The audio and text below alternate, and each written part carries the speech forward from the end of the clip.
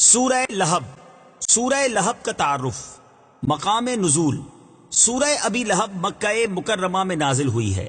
آیات، کلمات اور حروف کی تعداد: اس سورت میں 1 رکوع، 5 آیتیں، 20 کلمات اور 77 حروف ہیں۔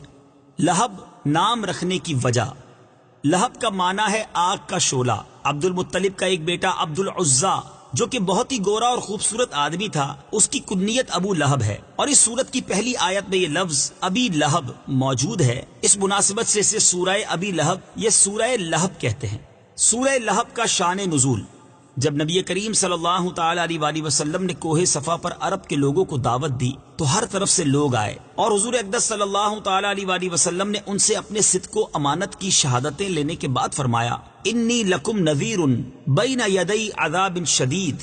اس پر ابو لہب نے حضور پر نور صلی اللہ تعالی علیہ وسلم سے کہا کہ تم تباہ ہو جاؤ، کیا تم نے ہمیں اس لیے جمع کیا تھا؟ اس پر یہ سورت شریف نازل ہوئی، اور اللہ تعالیٰ نے اپنے حبیب اکرم صلی اللہ تعالی علیہ وسلم کی طرف سے جواب دیا۔ اس سورہ مبارکہ کے شان نزول سے چند باتیں معلوم ہوئیں۔ نمبر 1، حضور پر نور صلی اللہ تعالی علیہ وآلہ وسلم اللہ تعالیٰ کے محبوب ترین بندے ہیں کہ آپ کے گستاخوں کو اللہ تعالیٰ نے خود جواب دیا، بلکہ یوں بھی کہہ سکتے ہیں کہ دشمنان خدا کو جواب دہی سنت رسول ہے، اور دشمنان رسول کو جواب دینا سنت الہیہ ہے۔ نمبر 2، جس قسم کی بکواس کفار نے حضور اقدس صلی اللہ تعالی علیہ وآلہ وسلم سے کی کہ معاذ اللہ آپ تباہ ہو جائیں، اسی قسم کا جواب اللہ تعالیٰ نے دیا اور خبیثوں کو اس انجام تک بھی پہنچایا۔ یہ بھی حضور اکرم صلی اللہ تعالی علیہ وسلم کی محبوبیت کی دلیل ہے۔ نمبر 3، قرآن کریم نے تمام مجرموں کی سزائیں بیان فرمائیں، جن میں سب سے زیادہ سخت سزا حضور صلی اللہ تعالی علیہ وسلم کے گستاخ کی ہے، کہ قرآن کریم نے اس کے متعلق کبھی فرمایا زنیم یعنی بدکاری کی پیداوار، اور کبھی فرمایا ابتر یعنی خیر سے کٹا ہوا اور محروم، اور کبھی فرمایا تبت یدا تباہ ہو جائے، اور کبھی فرمایا لن یغفر اللہ لہم اللہ انہیں ہرگز نہ بخشے گا۔ یوں ہی جیسے انعام حضور صلی اللہ تعالی علیہ وسلم کے ادب اور تعظیم پر دیے گئے، ایسے کسی اور عبادت پر نہ دیے گئے۔ نمبر 5، بڑی شرافت، عزت و نسب والے اور مال والے حضور صلی اللہ تعالی علیہ وسلم کی مخالفت سے ذلیل و خوار ہو گئے، تو دوسروں کا کیا پوچھنا۔ سورہ لہب کے مضامین: اس صورت میں بتایا گیا ہے کہ سید المرسلین صلی اللہ تعالی علیہ وآلہ وسلم سے دشمنی رکھنے اور انہیں ایذا پہنچانے کی وجہ سے ابو لہب دنیا میں ذلت و رسوائی کے ساتھ ہلاک ہوگا، اور آخرت میں اسے جہنم میں ڈال دیا جائے گا، اور اسی طرح اس کی بیوی بھی اس عذاب میں اس کے ساتھ ہوگی، کیونکہ وہ اس دشمنی میں اس کی مددگار تھی۔ سورہ نصر کے ساتھ مناسبت: سورہ لہب کی اپنے سے ماقبل سورت نصر کے ساتھ مناسبت یہ ہے کہ سورہ نصر میں اطاعت گزاروں کی جزا بیان کی گئی کہ انہیں دنیا میں مدد اور فتح حاصل ہوگی اور آخرت میں عظیم ثواب ملے گا، اور اس سورت میں نافرمانوں کے بارے میں بتایا گیا کہ وہ دنیا و آخرت دونوں میں نقصان اٹھائیں گے۔ بسم اللہ الرحمن الرحیم۔ ترجمہ: اللہ کے نام سے شروع جو نہایت مہربان رحمت والا ہے۔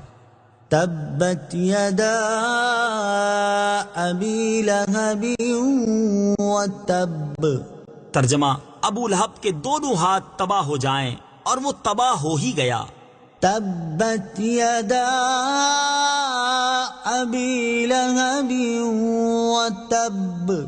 ترجمہ: ابو لہب کے دونوں ہاتھ تباہ ہو جائیں، اور وہ تباہ ہو ہی گیا۔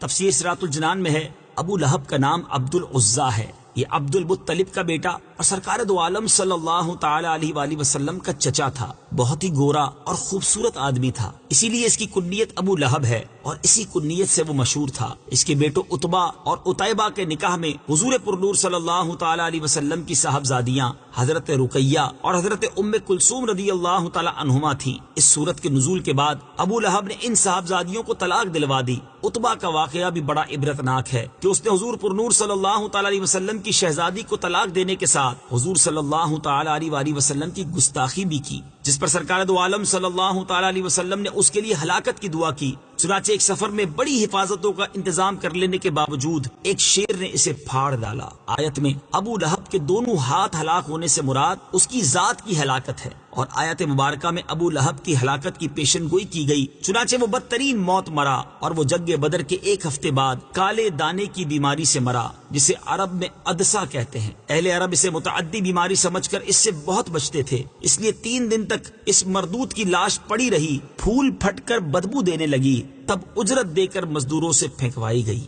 ما أغنى عنه ماله وما كسب سيصلى نارا ذات لهب. ترجمہ: اس کا مال اور اس کی کمائی اس کے کچھ کام نہ آئی، اب شولوں والی آگ میں داخل ہوگا. ما أغنى عنه ماله وما كسب. اس کا مال اور اس کی کمائی اس کے کچھ کام نہ آئی. تفسیر صراط الجنان میں ہے، مروی ہے کہ ابو لہب نے جب پہلی آیت سنی تو کہنے لگا کہ جو کچھ میرے بھتیجے کہتے ہیں اگر سچ ہے تو میں اپنی جان کے لیے اپنے مال و اولاد کو فدیہ کر دوں گا. اس آیت میں اس کا رد فرمایا گیا کہ یہ خیال غلط ہے، اس وقت کوئی چیز کام آنے والی نہیں. سيصلى نارا ذات لهب. اب شولوں والی آگ میں داخل ہوگا، یعنی ابو لہب قیامت کے بعد دوزخ میں داخل ہو کر آگ کا عذاب پائے گا. اس سے معلوم ہوا کہ ابو لہب کا دوزخی ہونا یقینی ہے. وامرأته حمالة الحطب في جيدها حبل من مسد. ترجمہ: اور اس کی بیوی لکڑیوں کا گٹھا اٹھانے والی ہے، اس کے گلے میں کھجور کی چھال کی رسی ہے. وامرأته حمالة الحطب.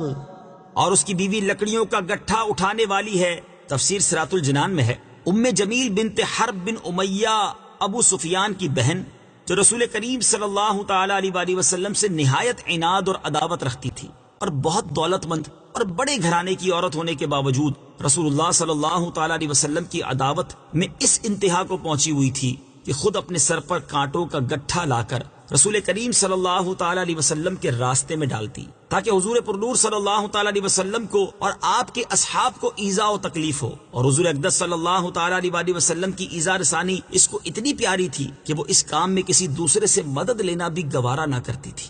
في جيدها حبل من مسد. اس کے گلے میں کھجور کی چھال کی رسی ہے. تفسیر صراط الجنان میں ہے، ام جمیل کے گلے میں کھجور کی چھال سے بنی ہوئی رسی ہوتی جس سے وہ کانٹوں کا گٹھا باندھتی تھی. ایک دن یہ بوجھ اٹھا کر لا رہی تھی کہ تھک کر آرام لینے کے لیے ایک پتھر پر بیٹھ گئی. ایک فرشتے نے اللہ تعالیٰ کے حکم سے اس کے پیچھے سے اس گٹھے کو کھینچا، وہ گرا اور ام جمیل کو رسی سے گلے میں پھانسی لگ گئی اور وہ مر گئی. اس گستاخ خبیث نے دنیا میں بھی عذاب کا مزہ چکھا اور آخرت میں بھی عذاب میں جائے گی. آخرت میں آگ کی زنجیریں اس کے گلے میں ہوں گی اور جہنم کی لکڑیوں کا گٹھا اس کی پشت پر لدا ہوا ہوگا. صدق اللہ